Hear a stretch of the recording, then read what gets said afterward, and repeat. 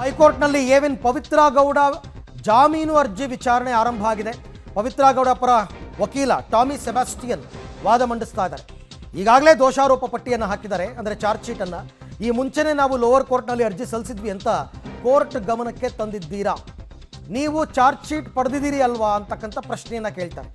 ನೀವು ವಾಪಸ್ ಸೆಷನ್ಸ್ ಕೋರ್ಟ್ಗೆ ಹೋಗಬಹುದು ಅಂತ ಜಡ್ಜ್ ಒಂದು ಸಲಹೆಯನ್ನು ಕೊಡ್ತಾರೆ. ಹೈಕೋರ್ಟ್ಗೆ ಬರಬೇಕು ಅಂತೇನಿಲ್ಲ, ಚಾರ್ಜ್ ಶೀಟ್ ಹಾಕಿರೋದ್ರಿಂದ ಚಾರ್ಜ್ ಶೀಟ್ ಕಾಪಿ ತಗೊಂಡು ಸೆಷನ್ಸ್ ಕೋರ್ಟ್ಗೆ ಹೋಗಿ ಅಂತ. ಸೊ ಹಾಗಾಗಿ ಇವಾಗ ಮತ್ತೆ ಸೆಷನ್ಸ್ ಕೋರ್ಟ್ಗೆ ಹೋಗಬೇಕಾಗುತ್ತಾ ಅಂತ. ಒಂದು ಸರ್ತಿ ಜಾಮೀನು ಅರ್ಜಿ ವಜಾ ಆಗಿತ್ತು ಸೆಷನ್ಸ್ ಕೋರ್ಟ್ನಲ್ಲಿ, ಹಾಗಾಗೇ ಪವಿತ್ರ ಗೌಡ ಮತ್ತು ಅನುಕುಮಾರ್ ಅವರೆಲ್ಲ ಈಗ ಹೈಕೋರ್ಟ್ಗೆ ಹಾಕ್ಕೊಂಡಿರೋದು.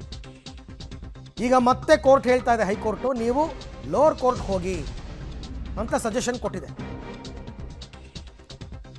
ಸೊ ಈಗ ಸದ್ಯಕ್ಕೆ ಆ ರೀತಿಯಾದಂತಹ ಬೆಳವಣಿಗೆ ಆಗಿದೆ. ನೋಡೋಣ ಈಗ ಪವಿತ್ರ ಗೌಡ ಪರ ವಕೀಲರು ಏನು ತೀರ್ಮಾನ ತಗೋತಾರೆ ಅಂತ.